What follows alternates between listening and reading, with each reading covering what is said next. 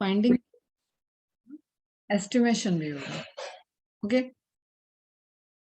तो Griffith experiment हो गया, एवरी मैक्लायड का एक्सपेरिमेंट हो गया, एंड हर्शे एंड चेज का एक्सपेरिमेंट हो गया। Now next is TMV experiment, tobacco Mosaic virus का। इसको किया था फ्रैंकल एंड कॉनरैड ने। साइंटिस्ट का नेम इंपॉर्टेंट रहेगा बेटा यहाँ पे। TMV full form tobacco mosaic virus, which cause tobacco mosaic disease on tobacco. ठीक है, mosaic disease on tobacco. Tobacco, you know, जो बोलते हैं ना तंबाकू वगैरह सुरती, वही है tobacco. In 1957, Frankel and Conrad conducted an experiment. देखो year ध्यान रखना. An experiment with tobacco mosaic virus. TMV is a rod shape. इसके पहले डीएनए के डबल हेलिक्स मॉडल सब आ चुके हैं। ओके, लेकिन आरएनए की तरफ डिस्कवरी जा रही है कि क्या आरएनए भी जेनेटिक मटेरियल है, उस पर डिस्कवरी चल रही है। TMV is a rod shape virus that infect the leaves of tobacco plants and produces mosaic disease. Mosaic you know, patches, leaf पे पैचेस आ जाएंगे।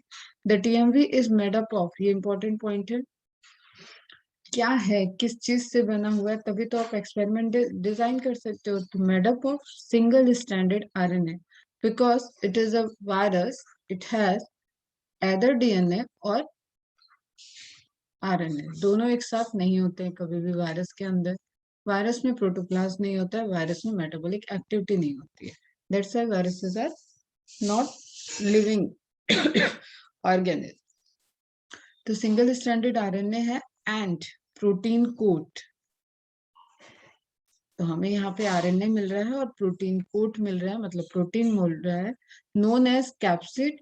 और कैप्सिड स्पेसिफिक होता है हर वायरस का कि उसके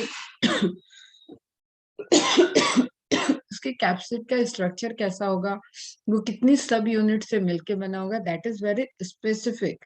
इसी में चेंजेस होता है, तो यू कि वायरस में म्यूटेशन हो गया, उसका दूसरा स्ट्रेन आ गया। ओके, तो यहाँ पे आपको TMV से रिलेटेड इंफॉर्मेशन में ध्यान रखना है, एक तो SSRNA, single standard RNA is a genetic material, दूसरा प्रोटीन का कैप्सिड है, and capsid is made up of 2130 capsomere, मतलब सब यूनिट उसकी कितनी है, 2130। डायरेक्ट क्वेश्चन है। ओके, समझो अब यहाँ पे ये हो गया, ये पूरा स्ट्रक्चर इसका क्या है, capsid, protein coat is capsid, और इसमें जो ये यूनिट दिख रही है, जो ये मिल के बना हुआ है, वो कितने, 2130। ओके, 2130 कैप्सोमियर, इसको कहते हैं capsomere. Is it clear? And centre में क्या है, RNA का कोर। RNA कैसा है, SSRNA, सिंगल स्टैंडर्ड RNA। इतनी बात समझ में आ गई? इसका मतलब अब आप इससे अगर डिजीज कॉज कर रहा है तो एदर वायरुलेंसी इसमें होगी या वायरुलेंसी इसमें हो रही होगी। ट्रांसफर ऑफ डिजीज या तो इससे हो रहा होगा या तो इससे हो रहा होगा, जब दो ही मॉलिक्यूल प्रेजेंट है यहाँ पे, टाइप्स ऑफ मॉलिक्यूल। क्लियर है? तो अब एक्सपेरिमेंट को डिजाइन करते हैं। एक्सपेरिमेंट को डिजाइन करने में हमें बहुत अच्छे से ध्यान रखना है कि पैटर्न क्या दिखेगा डिजीज का, उसे हमें समझना है। तो यहाँ पे हमने एक हाइब्रिड, एक कहते हैं ना, मिक्स किया जाएगा। ओके, मिक्स किया जाएगा कि मिक्स करके एक एक मिक्सचर, इसको बोलते हैं काइमेरिक। ठीक है, काइमेरा बनाया जाएगा, एक का RNA, दूसरे का प्रोटीन, दूसरे का RNA, पहले का प्रोटीन। ओके, इस तरीके के एक काइमेरिक वायरसेस बनाए जाएंगे। क्यों? क्योंकि वी नो द कंपोजिशन, हम कंपोजिशन जान रहे हैं, तो हम उससे फिर एक DNA से, सॉरी RNA से हम दूसरे का प्रोटीन जोड़ दे रहे हैं और प्रोटीन से RNA जोड़ दे रहे हैं, तो इस तरीके से काइमेरिक जनरेट कर रहे हैं। तो आपको यहाँ पे एक इम्पोर्टेंट चीज याद रखनी है बेटा, मैं आपको इधर पहले बता देती हूँ, फिर इस पे आते हैं। ठीक है, कि एक्सपेरिमेंट का डिजाइन क्या है। In their experiment Fraenkel and Conrat isolated protein and RNA of TMV okay, protein of TMV applied on tobacco leaves, no symptoms, कोई सिम्टम नहीं हुआ। आरएनए ऑफ टीएमवी आइसोलेट किया गया, सॉल्यूशन बनाया गया and applied on tobacco leaves, symptoms of Mosaic disease observe. Okay, तो एक इस छोटे सी चीज से ही लग रहा है कि हाँ, जो डिजीज के लिए रिस्पॉन्सिबल था वो तो आरएनए मॉलिक्यूल है। This proves that RNA of TMV is infective. Disease के लिए जो रिस्पॉन्सिबल है वो क्या है? आरएनए मॉलिक्यूल है। लेकिन इस एक्सपेरिमेंट को एक्सटेंड करके और पूरा वेरीफाई करने के इसने दूसरे एक एक्सपेरिमेंट डिजाइन किया गया, जिसमें एचआरवी वायरस को लिया गया, Holmes ribgrass virus, HRV, which infects Plantago lanceolata, plant है एक बेटा, produces ribgrass disease। डिजीज क्या कर रहा है? रिबग्रास, नेम में ही छुपा है रिबग्रास, जैसे वहां है टोबैको मोजाइक, यहाँ पे है होम्स रिबग्रास। तो रिबग्रास डिजीज को कॉज कर रहा है। इन्फेक्टेड प्लांट क्या है? प्लांटेगो लैंसियोलेटा। और इन दोनों का एक काइमेरिक वायरस बनाया जाएगा। ठीक है, अब देखो ध्यान से। अब जिसका आरएनए जाएगा, बेस हम समझा रहे हैं, पहले बेसिक समझो, जिसका आरएनए जाएगा वही डिजीज कॉज होनी चाहिए। अगर आप ये जान रहे हो कि आरएनए इज जेनेटिक मटेरियल, अगर प्रोटीन की वजह से डिजीज कॉज होती है तो प्रोटीन के जाने से डिजीज कॉज होती है। क्लियर? तो by use of TMV and HRV, chimeric viruses are prepared. These are the hybrid virus.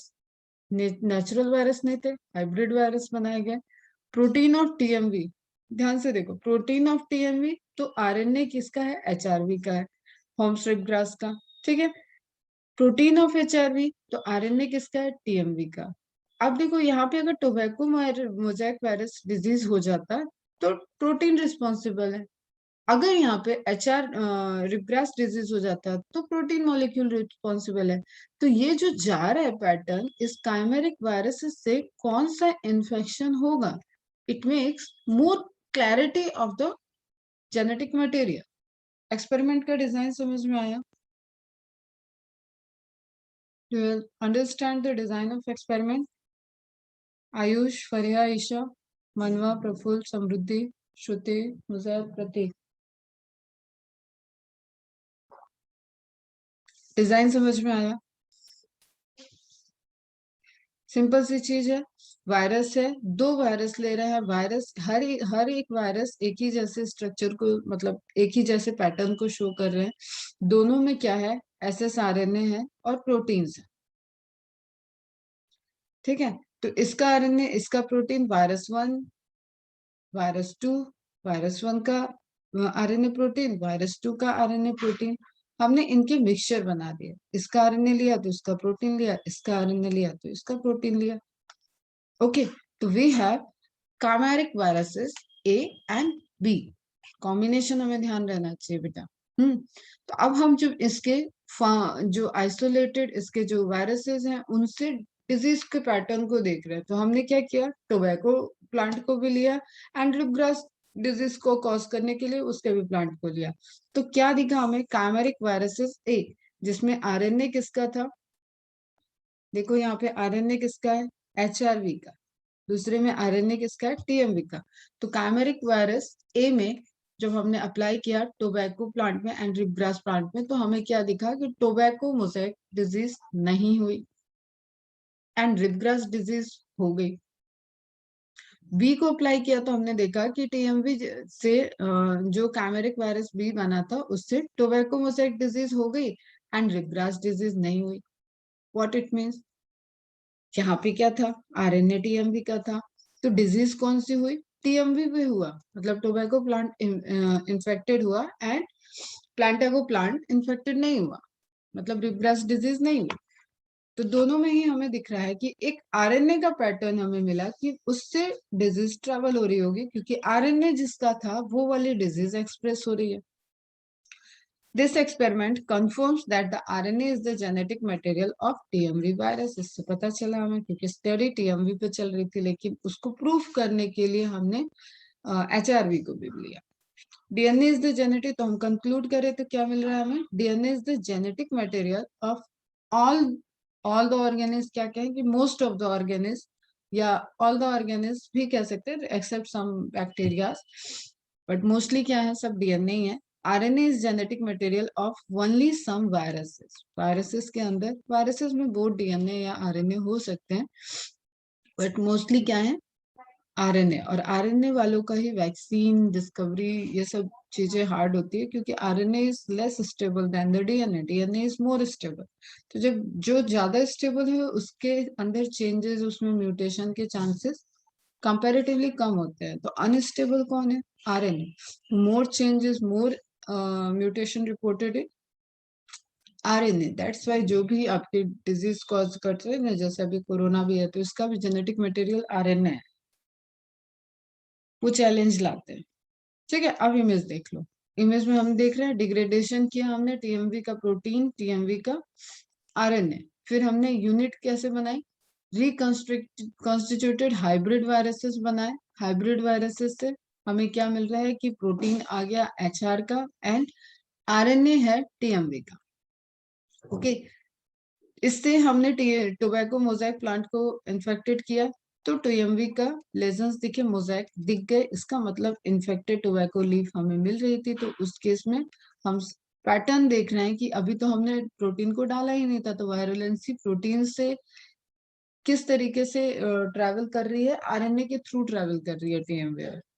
The progeny viruses in fact reflects the DNA source that was part of the reconstituted hybrid virus. अब इसमें बेटा, इसके अंदर जो गया है वो genetic material RNA गया है। अब आरएनए होस्ट की मशीनरी को हाईजैक करके और वहां पे अगर प्रोटीन को सिंथेसाइज कराएगा, तो you must have to know, ये ट्रिकी क्वेश्चन है, कि अब जो नई प्रोजेनी आएगी वो इसकी आरएनए ने कंट्रोल किया ना बेटा। ये तो हाइब्रिड था, काइमेरिक था, लेकिन नई प्रोजेनी के लिए तो ये आरएनए इनकॉर्पोरेट करेगा। तो आरएनए इनकॉर्पोरेट करेगा तो फिर से अपना ओरिजिनल प्रोटीन बना लेगा।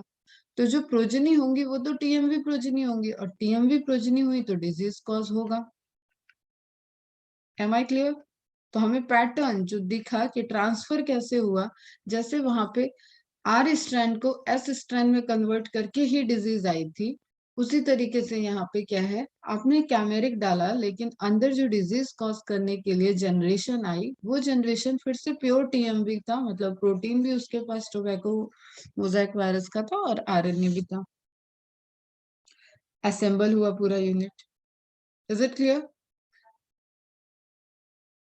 ठीक है, तो फ्रैंकल एंड कॉनराड का 1957 का experiment which done on the tobacco mosaic virus proof that RNA is genetic material in some viruses.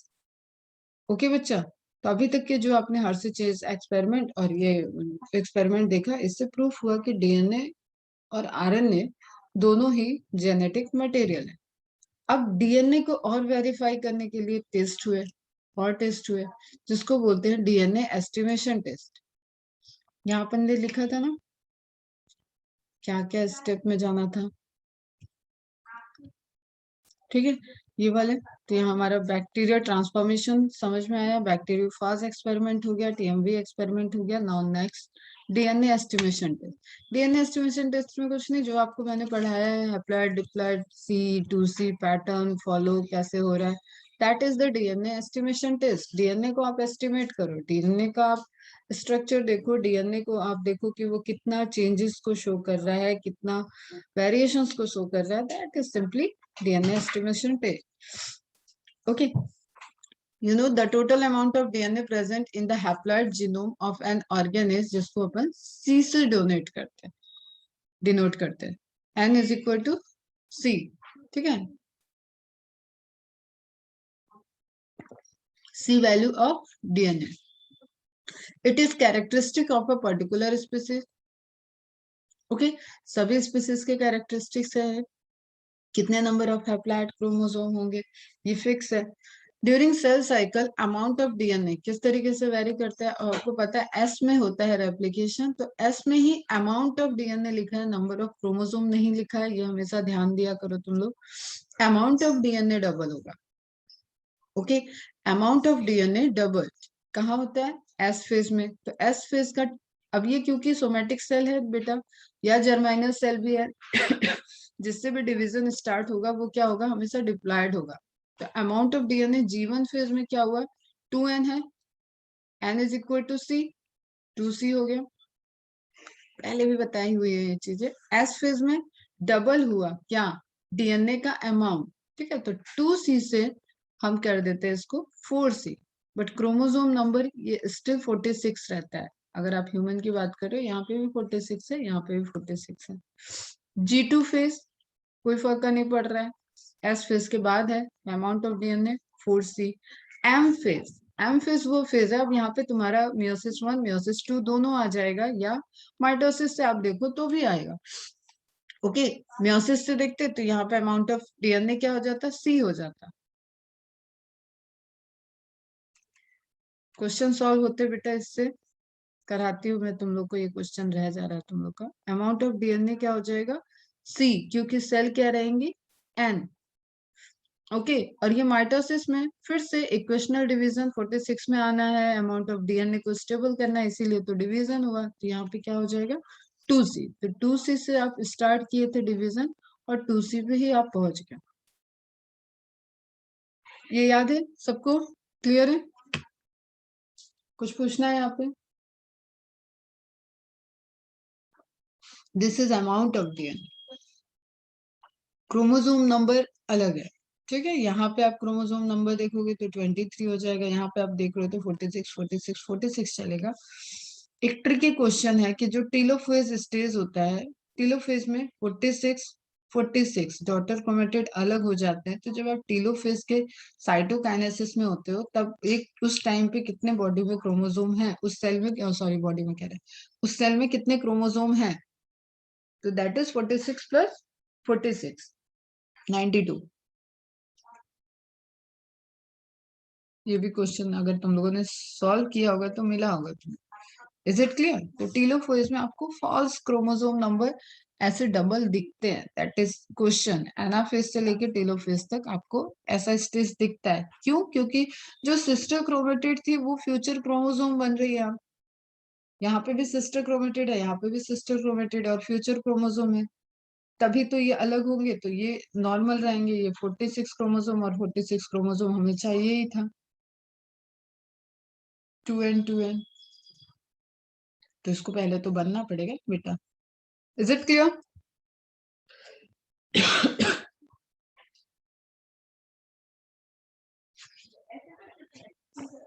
Now Musky and Riss, again scientists, analyze the amount of DNA in the cell.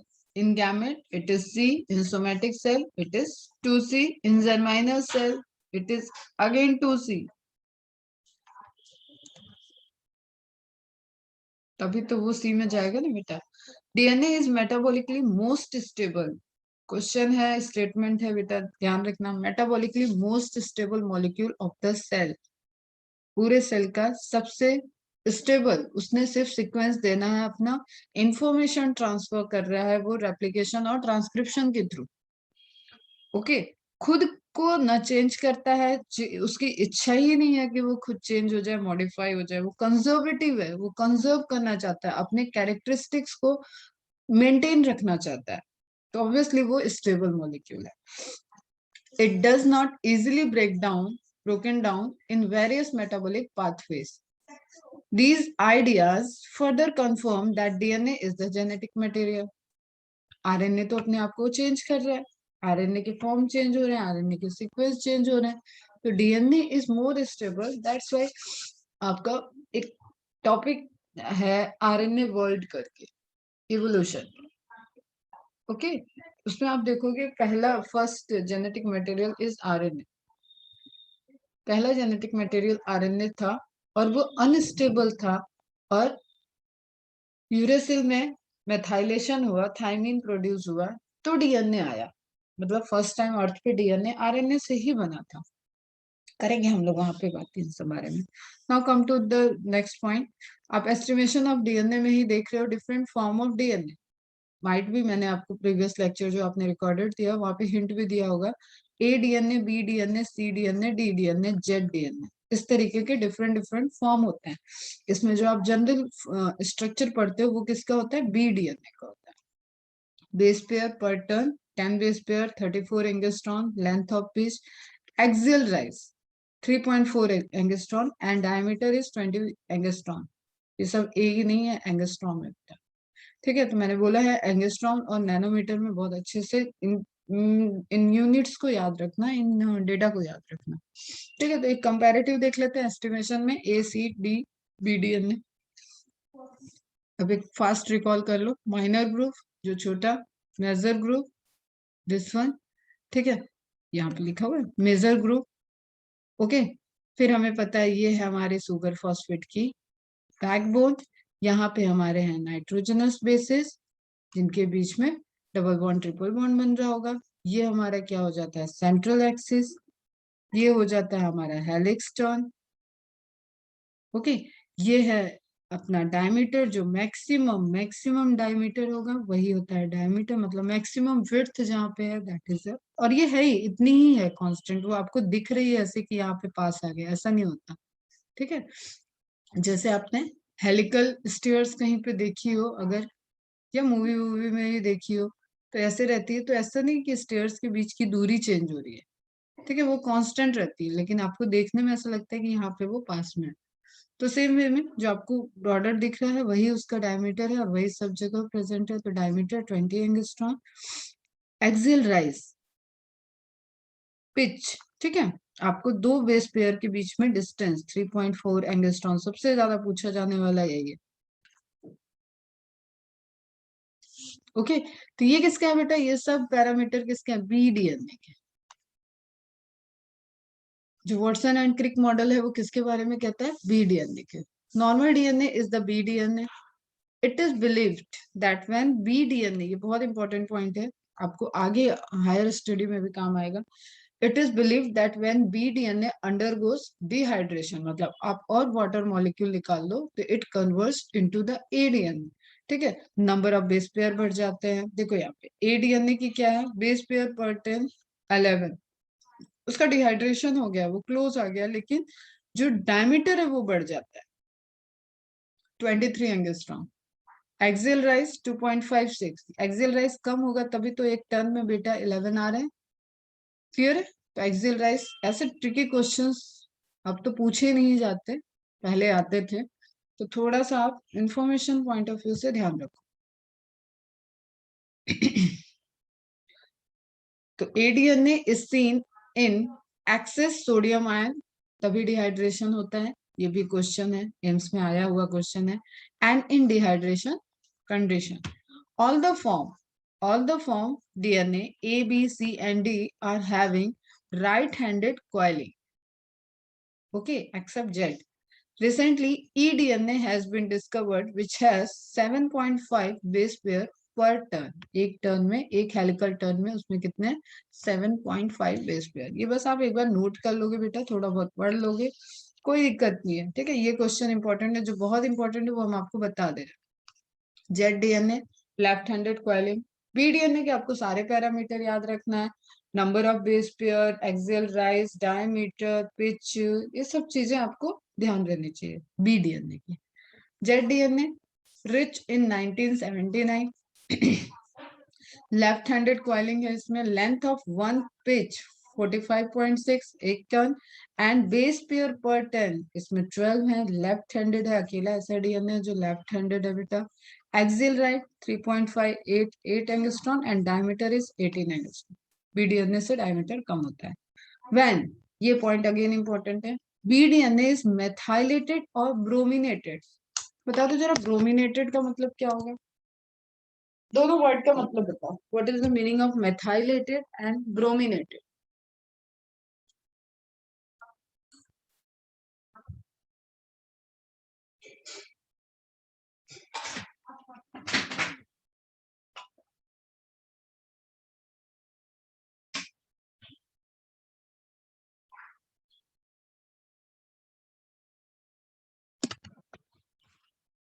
Reply करो fast.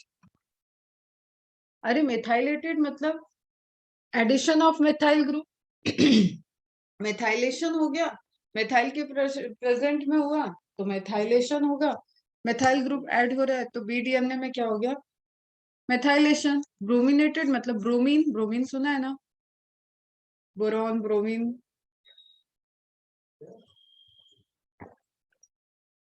ठीक है, तो bromine add किया गया, bromine के presence में DNA में changes देखेगा तो उसको क्या बोलेंगे हम लोग? ब्रोमिनेटेड। Is it clear? चलो, it changes into Z DNA, मतलब अगर आप बी डीएनए का मेथाइलेशन कर दो या ब्रोमिनेशन करो तो वो जेड डीएनए में कन्वर्ट हो जाएगा। यस बेटा, करेक्ट है। Okay, it was first time observed in Drosophila. Drosophila वही फ्लाई, ठीक है, जिसपे जेनेटिक्स की स्टडी की गई है। नाउ नेक्स्ट आता है circular DNA. The double standard molecule of DNA is usually linear. Linear होता है, ठीक है, हम लोगों में लीनियर डीएनए प्रेजेंट है, क्रोमेटिन के थ्रेड लीनियरली अरेंज्ड है। लेकिन bacteria, chloroplast and in mitochondria, mitochondria पढ़ाते वक्त भी मैंने बताया, क्लोरोप्लास्ट में भी बताया और ये भी बताया cell within cell theory, मतलब प्रोटोप्लास्ट यूकैरियोटिक के अंदर सिम्बियोसिस में आ गए। तो वही प्रोकैरियोट में क्या थे आपके? क्लोरोप्लास्ट और माइटोकॉन्ड्रिया। ओके, तो दे शोज, जो कैरेक्टरिस्टिक्स थी कि उनको आप प्रोकैरियोटिक क्यों बोल रहे हो, क्योंकि उनका डीएनए सर्कुलर था, उनका राइबोसोम 70s है, इस तरीके के पॉइंट हमने देखे थे। तो बैक्टीरिया, क्लोरोप्लास्ट एंड माइटोकॉन्ड्रिया में it is circular, circular cycle type, double standard circular. In some bacteriophage the DNA is linear when it is outside the host cell.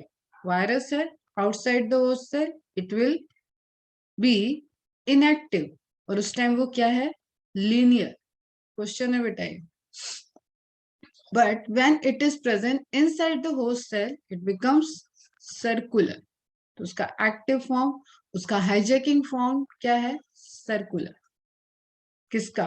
Bacteriophage का। और ये इंपॉर्टेंट पॉइंट है क्योंकि बैक्टीरियोफाज पे experiment भी हुआ है। These linear DNA of viruses has sticky end. Sticky end कैसे होता है? देखो ऐसे linear form,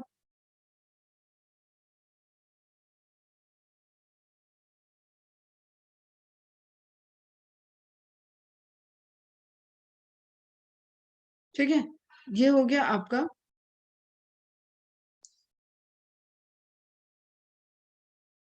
ये हो गया आपका स्टिकी एंड, ठीक है। अब आप इसको राउंड कराओ तो ये जाके यहाँ पे इसके लिए base pair already free present है, फ्री हैंगिंग एंड है। अभी देखेंगे ये सब जेनेटिक स्टडी में, जेनेटिक इंजीनियरिंग में। तो आप यहाँ पे लाओगे, यहाँ पे लाओगे तो इसको यहाँ पे पेयरिंग हो जाएगी। वो वहां पे फ्री था तो यहाँ पे फेयरिंग हो गई। अब यहाँ पे पेयरिंग हो गई तो ये तो पूरा सर्कुलर हो गया ना बेटा। Are you getting this point? इसको बोलते हैं स्टिकी एंड। सिंपली जैसे आपने सैंडल वगैरह में आपके होता है ना, बना रहता है, आप बंद करते हो, क्लोज करते हो तो स्टिक कर देते हो ना, तो एक सरफेस ऐसा है जो उसको स्टिक कर रहा है, फिर आप उसको ओपन करते हो। तो सेम वे में यहाँ पे स्टिकी एंड्स प्रेजेंट है जो रोटेट होंगे, जो आपस में ज्वाइंट कर जाएंगे, हाइड्रोजन बॉन्डिंग बनाएंगे, तो linear DNA become the circular. Okay, लिखा भी है, it means at the free end of DNA unpaired nucleotides are present. इसको हैंगिंग न्यूक्लियोटाइड्स बोलते हैं।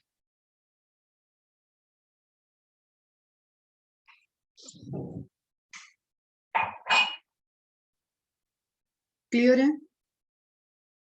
When the linear DNA converts into the circular DNA, these unpaired nucleotides show base pairing.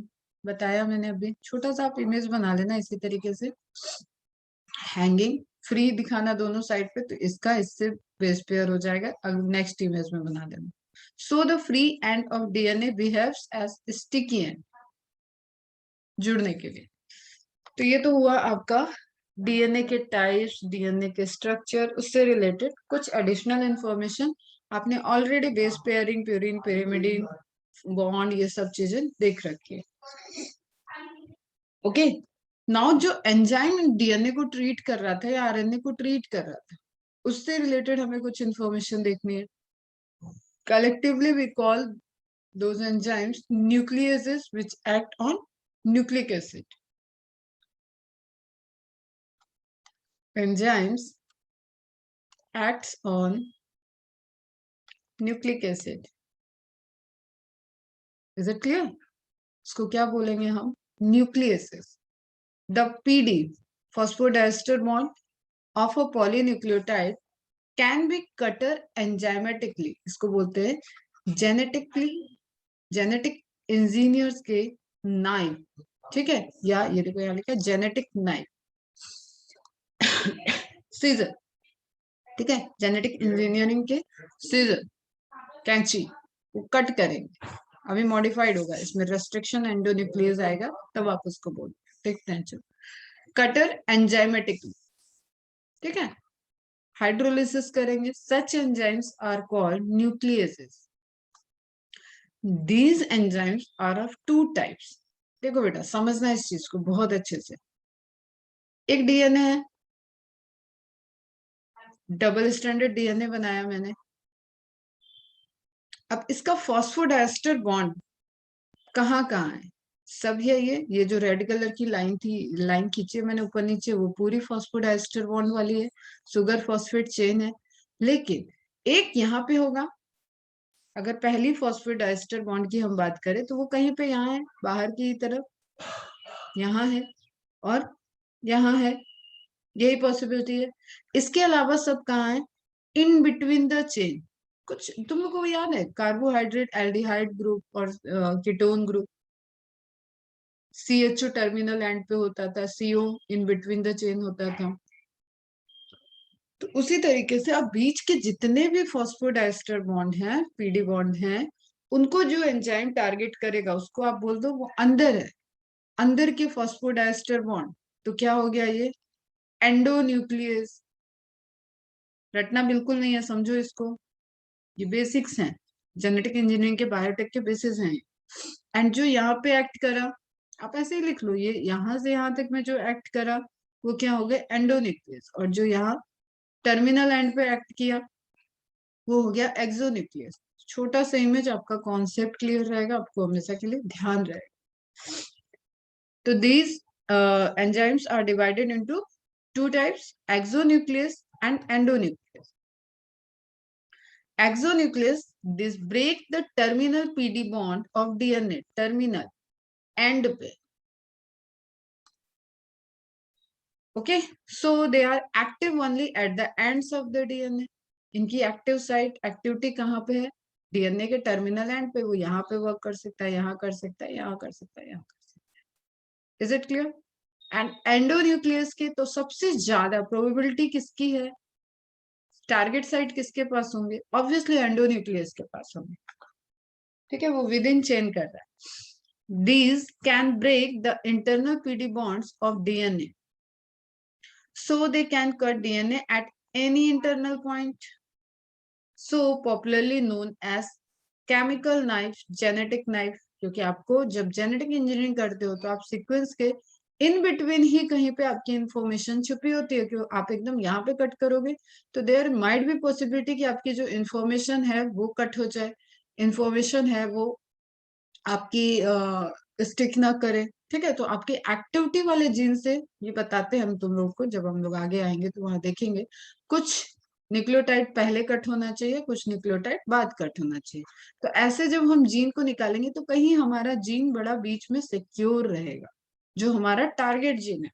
ठीक है, जैसे जैसे सपोज इंसुलिन का synthesis कराना है तो इंसुलिन के सिंथेसिस के जीन के एकदम टिप पे नहीं कट होता है, थोड़े से सीक्वेंस इधर, थोड़े से सीक्वेंस इधर. अरे सिंपल है बेटा. जैसे तुम लोगों ने क्राफ्ट वगैरह बनाते होगे ना, तो क्राफ्ट बनाते वक्त आप स्टिक करने के लिए थोड़ा सा मार्जिन निकालते थे ना, पेपर का यूज किया है ना. उसको आप ओवरलैप करते हो और फिर वहां पे स्टिक करते हो. आप रैपिंग करते हो, गिफ्ट रैप करते हो, तो यही तो पैटर्न रहता है. थोड़ा तो एक्स्ट्रा लेते हो ना. क्लियर? वही चीज है. तो एंडोन्यूक्लियस और एक्सोन्यूक्लियस में आप किसको मोर एवॉल्व, मतलब मोर यूजफुल जेनेटिक नाइफ कहते हो? That is endonuclease.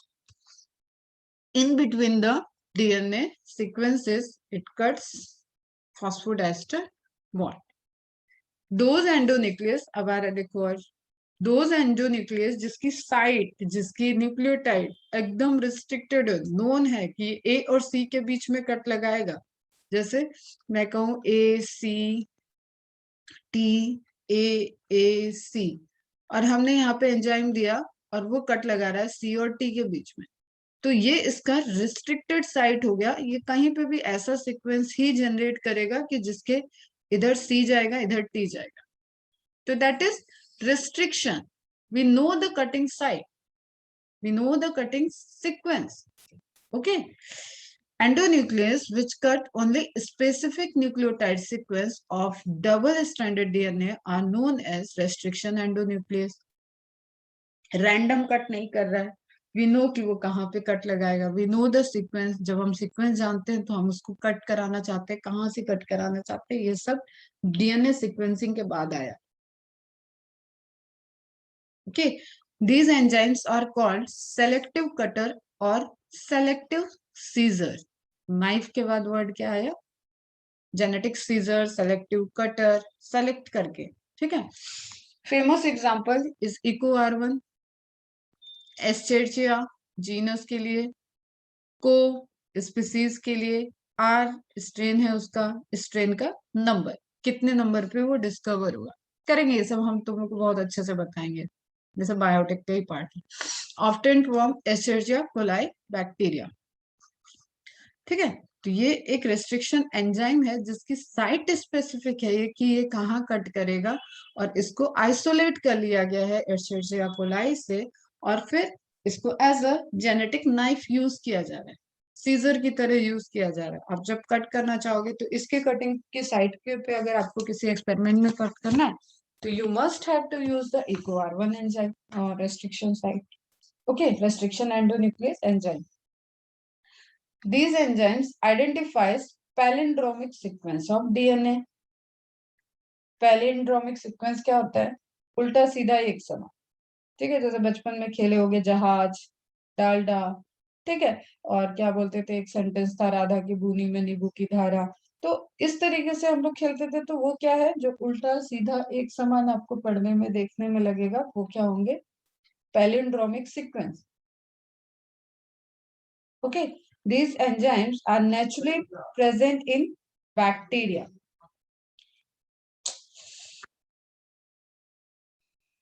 Palindromic sequence के केस में हमने क्या देखा कि वो कट कर रहा है, जब कट किया तो हैंगिंग एंड्स मिले उसमें, हैंगिंग एंड्स मिले मतलब फ्री न्यूक्लियोटाइड्स मिल रहे हैं। अब ये न्यूक्लियोटाइड अपने सामने फ्री है, ये बेस पेयर बना सकते हैं, और ये न्यूक्लियोटाइड अपने सामने फ्री है, ये बेस पेयर बना सकते हैं। अब इसके बीच में आपने इनके नोन डाल दिए तो वो जेनेटिक क्या होता है, इंजीनियरिंग हो जाती है, और ये स्टिक कर जाते हैं, और इसकी लेंथ आप बढ़ा दो, इनके बीच में डीएनए ऐड कर दो, ये सब होता है genetic engineering.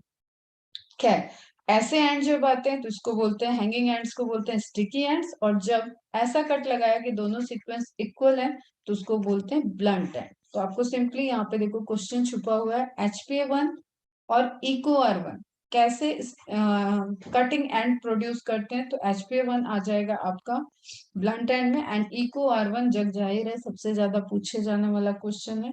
It produces, palindromic sequence में कट लगाया दोनों ने, और इसमें क्या होगा, आपको स्टिकी एंड्स मिलेंगे। ये बात समझ में आई आपको?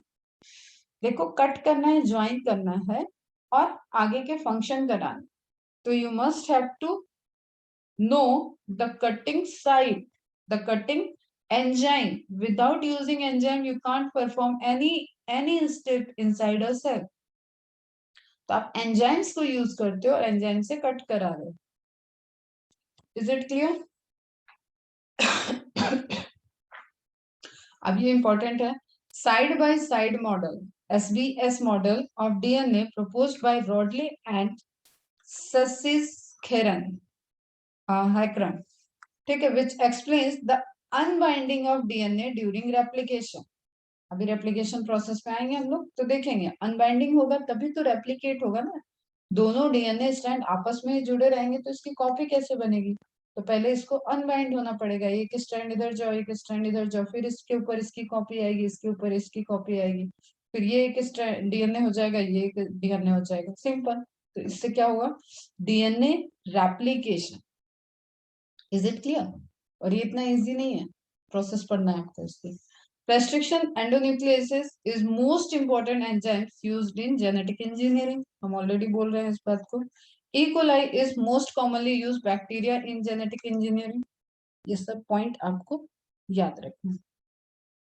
Now what about if the DNA is single stranded, तो फिर कटिंग, पेयरिंग, ये सारे लॉ बदल जाते हैं उस केस में। Okay, most of the cases have DNA double stranded, but in some cases, जैसे यहाँ बैक्टीरियोफॉज का दिया हुआ है, ये इंपॉर्टेंट है एग्जांपल, आपको ध्यान भी रखना है। It has single stranded DNA. Parameters जो दिए हुए हैं बेटा, ये सब क्वेश्चन है आपको। First time discovered in bacteriophage phi 5174 okay 5174 discovered by Sinsheimer, scientist याद रखना है। This virus has minimum number of genes, इतने में ही जीन खत्म हो गए इसके, 5 to 9 नंबर ऑफ जीन है, नॉट द न्यूक्लियोटाइड, ध्यान रखना। ओवरलैपिंग जीन्स आर प्रेजेंट, क्यों? क्योंकि सिंगल स्ट्रैंडेड है। ऑलवेज सर्कुलर डीएनए, हमेशा क्या होगा? सर्कुलर डीएनए होगा। सिंगल स्ट्रैंडेड है तो कोई चारगाफ का रूल नहीं फॉलो होगा। A is not equal to T, G is not equal to C, purine is not equal to pyrimidine, कोई मतलब ही नहीं है ना, बेस पेयरिंग हो ही नहीं रहा है। तो सिंगल स्ट्रैंडेड डीएनए वाले ऑर्गेनिस्ट चारगाफ रूल को फॉलो नहीं करते हैं। बट 5174 में क्या होता है? टी इज मोर कंसेंट्रेटेड, मतलब सबसे ज्यादा अमाउंट में टी है, देन ए है, देन जी है, देन सी है। 1.331, 0.98, 0.75, क्यों? क्योंकि बेटा सिंगल स्ट्रैंड है ना, अब डिपेंड ही नहीं कर रहा है किसी दूसरे पे कि उसका क्या सीक्वेंस है। Is it clear? ये समझ में आया? ये इंपॉर्टेंट है, क्वेश्चन आया हुआ है यहाँ से।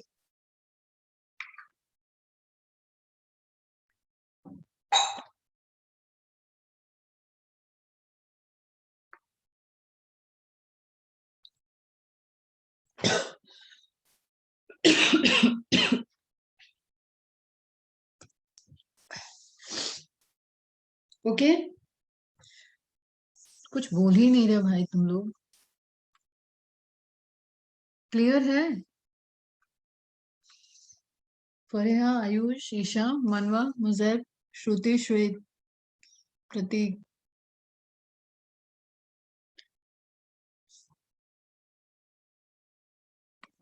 अब डीएनए और आरएनए के बीच में कंपैरेटिव देखो, this is again important, NCERT के पॉइंट है बेटा। क्वेश्चन स्टेटमेंट वाइज क्वेश्चन आते हैं यहाँ से। फ्रॉम द फोरगोइंग डिस्कशन, जो पहले हो चुका है, it is clear that the debate between protein versus DNA as the genetic material was unequivocally, मतलब बिल्कुल साइलेंट कर दिया सबको, result from Hershey and Chase experiment. This is again MCQ, Nobel prize इनको मिला 1969 में इसके लिए। Okay, Griffith, MacLeod, Avery MacLeod से एक्सेप्ट नहीं किया था कुछ साइंटिस्ट ने, लेकिन वो एक्सपेरिमेंट जिससे सबने एक्सेप्ट कर लिया, that is Hershey Chase experiment. तो आपको प्रायोरिटी देनी होगी, ऐसे ही क्वेश्चन आएगा। Then the answer will be Hershey Chase experiment for DNA. It became an stabilized fact that it is the DNA that acts as a genetic material. However, it subsequently became clear that in some viruses, RNA is genetic material. For example, TMV, QB bacteriophage, ये ध्यान रखना, examples हैं सब।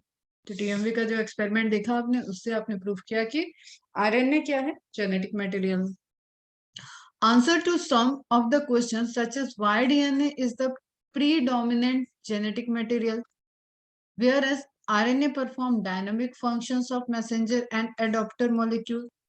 tRNA adopter molecule की तरह behave करता है, mRNA messenger molecule की तरह बिहेव करता है, has to be found from the differences between chemical structure of the two nucleic acid molecule. Can you recall the two chemical differences between the DNA and RNA? होना चाहिए recall. Ribose sugar, deoxyribose sugar, ठीक है, hydroxyl group ज्यादा present होना, किस तरीके से sequence बन रहा है, पॉलीन्यूक्लियोटाइड चेन बन रहा है, सिंगल स्ट्रैंडेड आरएनए है, डीएनए डबल हेलिकल मॉडल है, ये सारी चीजें आपको जैसे ही लिखा है कैन यू रिकॉल, तो आपको आ जाना चाहिए ध्यान में। ठीक है, थाइमिन की जगह यूरेसिल है आरएनए में। a molecule that can act as a genetic material, that can act, अभी ये नहीं कह रहा कि कौन सा ज्यादा है, कौन सा ज्यादा preferable genetic material हुआ, that can act as a genetic material must fulfill the following criteria. ये criteria पूछ लेता बेटा, statement wise एक lengthy question है ये. It should be उस molecule के biomolecule की बात हो रही है, able to generate its replica, मतलब replication होना चाहिए. ऐसा प्रोटीन मॉलिक्यूल्स जो रेप्लिकेशन शो करता है, उस प्रोटीन मॉलिक्यूल को क्या बोलते हैं? ऐसे एजेंट, ऐसे disease causing agent which replicate their proteins are known as, बताओ, फटाफट आना चाहिए सब ध्यान में.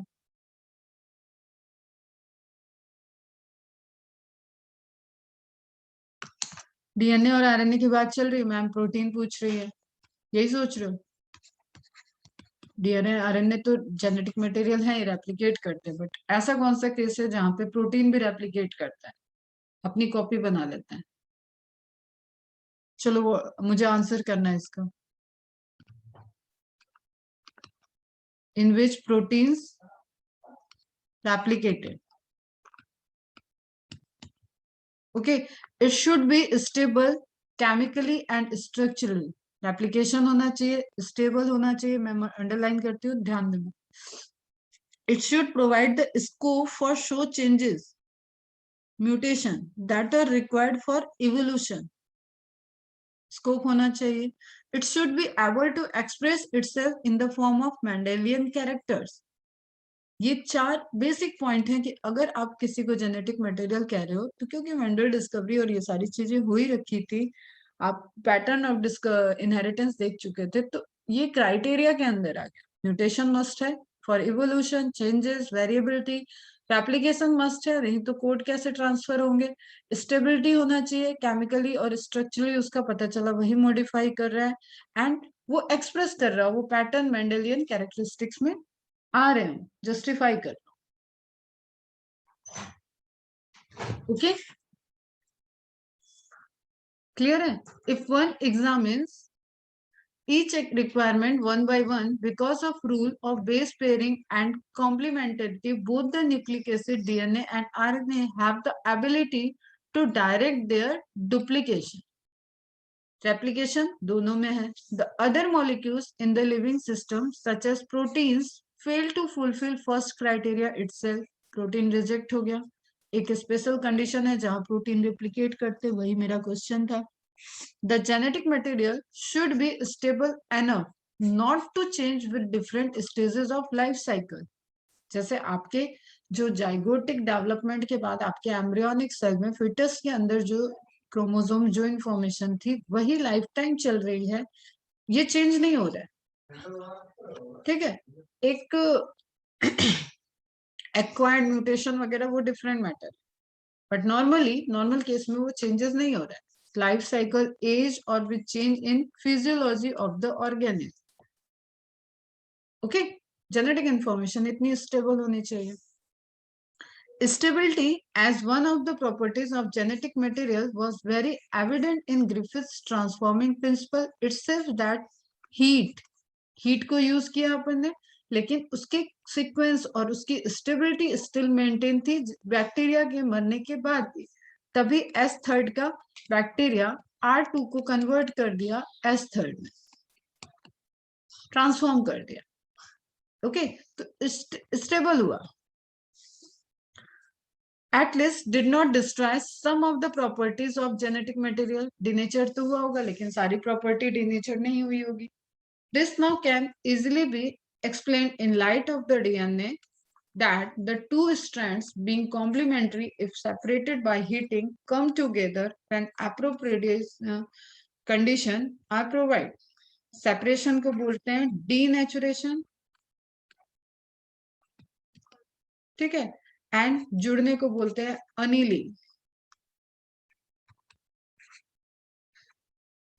ओके, करेंगे इन सब पे बात. तो डीनेचर्ड हुए और फिर से रिज्वाइन कर दी, तो डीनेचर हुए, सेपरेट हुए, रिज्वाइन हुए. कंडीशन होनी चाहिए फेवरेबल कंडीशन होनी चाहिए, हाइड्रोजन बॉन्ड बनने चाहिए, तो उनके अंदर ये प्रोबेबिलिटी है, प्रॉपर्टी है कि वो डिनेचर्ड हुए, दूर दूर गए, बॉन्ड टूटी, बट फिर से रिज्वाइन। कोई बात नहीं बेटा, ये सब चीजें रिपीट होंगी, अभी आप टेक्नोलॉजी पढ़ोगे ना तब ये सब प्रॉपर्टी आएंगी। अभी बस आप एक बार समझते चलो, रिलेट करो, समझते चलो, रिवाइज करो, इजी लगेगा। फर्दर सेकेंड कार्बन पे हाइड्रोक्सिल ग्रुप प्रेजेंट है, कहाँ पे? आरएनए में। ये ऑलरेडी आपकी पूरी प्रीवियस इंफॉर्मेशन है। In RNA is a reactive group, hydroxyl group is more reactive compare to hydrogen and makes RNA labile, RNA में चेंज होना ज्यादा है and easily degradable. RNA is also known to be catalytic, hence reactive. आपको याद हो ribozyme, enzymes पढ़ते वक्त हमने पढ़ा था, all enzymes are not the proteins. तो ऐसा कौन सा एंजाइम है जो प्रोटीन नहीं है?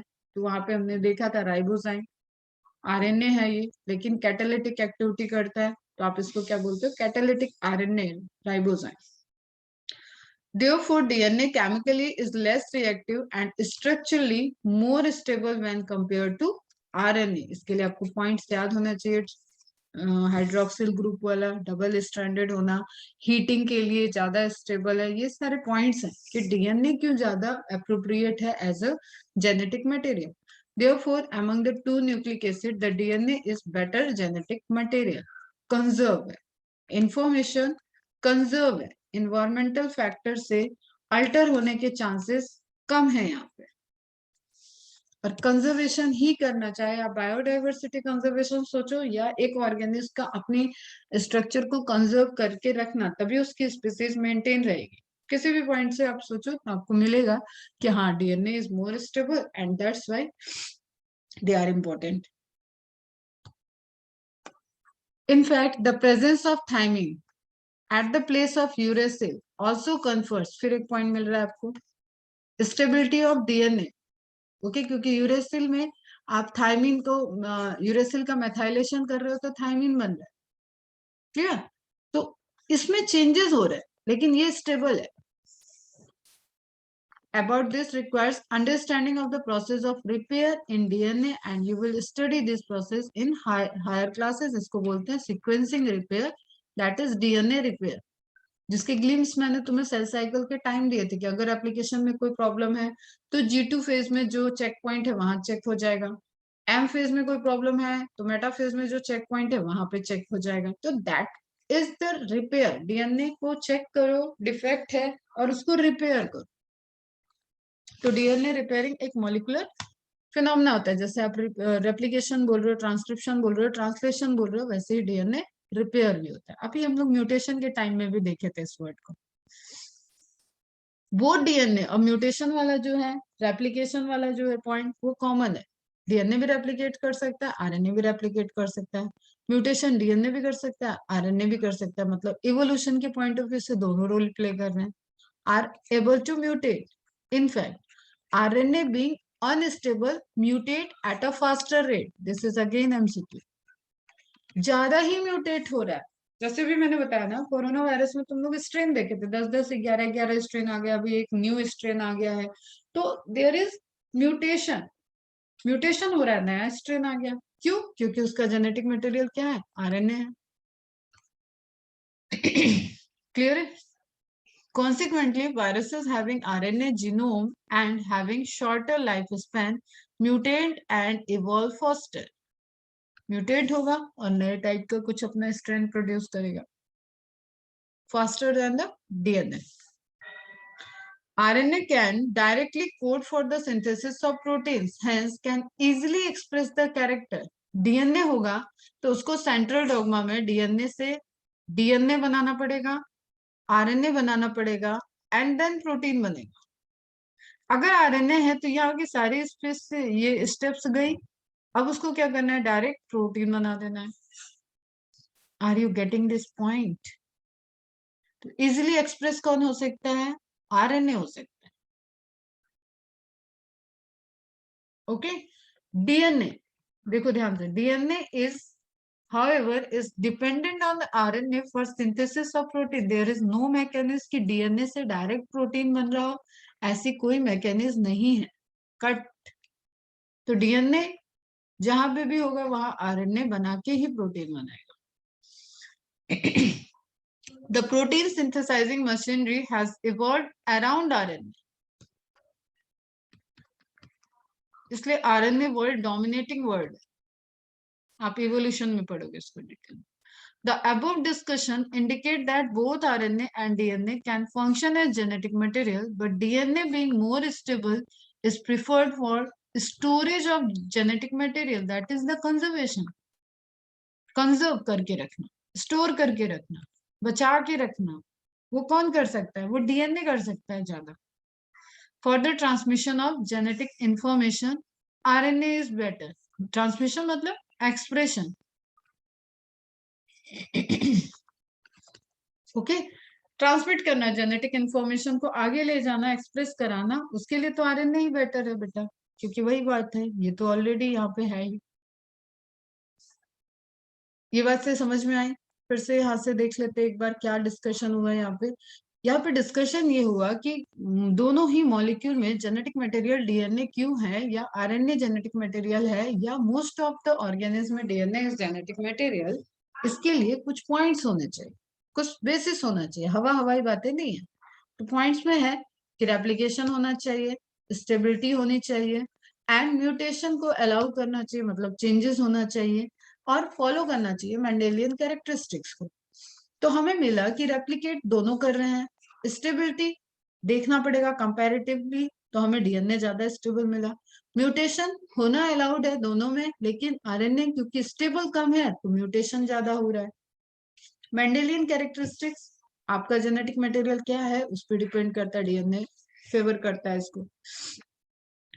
फिर हमने देखा कि एबिलिटी वही कि कैसे है, क्या डिप्लीकेशन की है, क्या चीजें हैं लाइफ साइकिल में अल्टर नहीं होना चाहिए. स्टेबिलिटी, ग्रिफिथ के ट्रांसफॉर्मिंग प्रिंसिपल में जो हमने हीट किल्ड किया था उसको यहाँ पे कंपैरेटिव स्टडी के लिए लिया गया.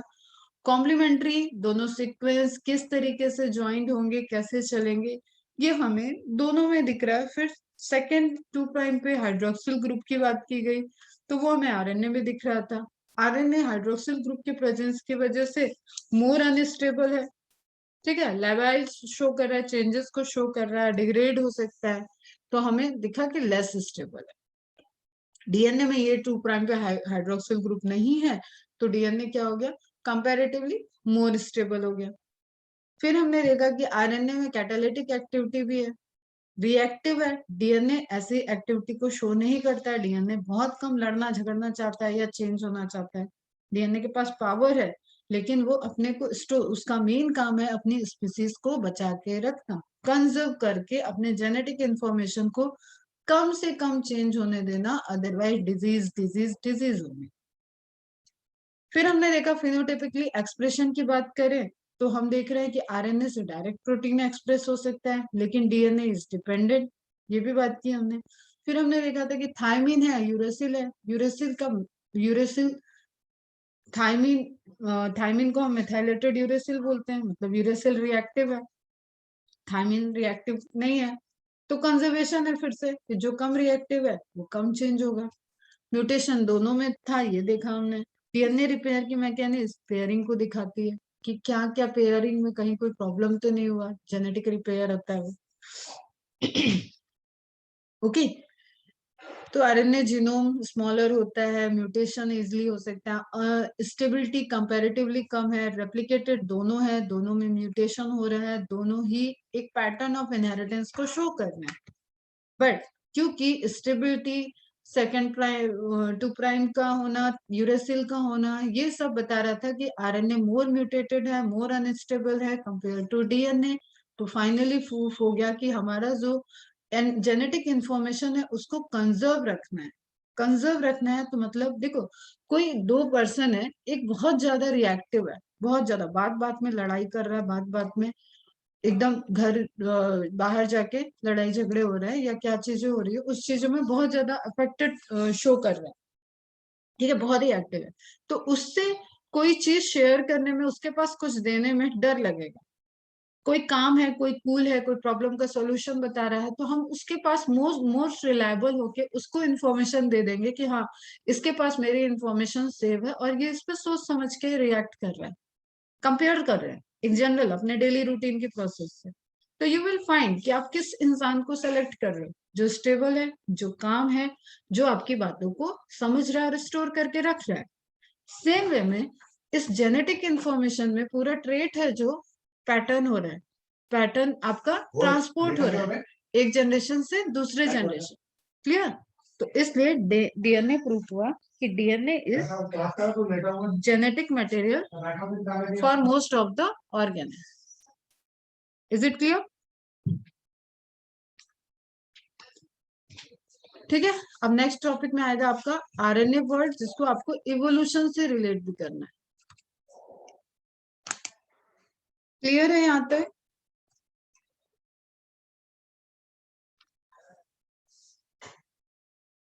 चलो आज का लेक्चर हम यही ओवर कर रहे हैं, आप इसको रिवाइज करो, थोड़ी थोड़ी इंफॉर्मेशन अपने माइंड में एकदम क्लियरिटी के साथ एंटर करो, एनसीईआरटी मार्क करके रखो, एक बार दो बार एक ही दिन में पढ़ डालो, जो आज पढ़ाया उसको आज ही पढ़ो, दो बार पढ़ो, इन्फॉर्मेशन ज्यादा आएंगे, लेकिन दिस आर तो मॉलिकुलर बेसिस बेटा, बिना इसके आप आगे कहीं डॉक्टर बनने वाले नहीं हो।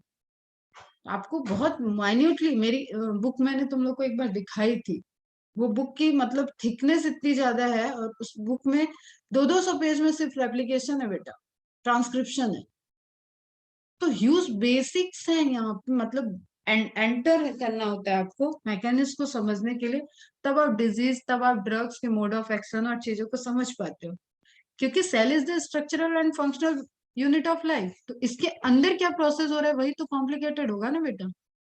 लीवर कैसे फंक्शन कर रहा है वो फिर भी इजी है, लेकिन लीवर के अंदर सेल के ही लेवल पे कुछ हो रहा होगा तभी तो पूरा का पूरा लीवर फंक्शन कर रहा है, तो समझो, इंपॉर्टेंट समझो। तो आप ये मॉलिकुलर बेसिस ऑफ इनहेरिटेंस वैसे हल्का चैप्टर मत लेना, बहुत अच्छे से इसके कॉन्सेप्ट को समझो, चीजों को समझो, ये आपको आगे तक काम आएगा, और इसके नोट्स बनाओ, अच्छे से नोट्स बनाओ। चलो बाय, बाय बेटा, बाय, गुड डे।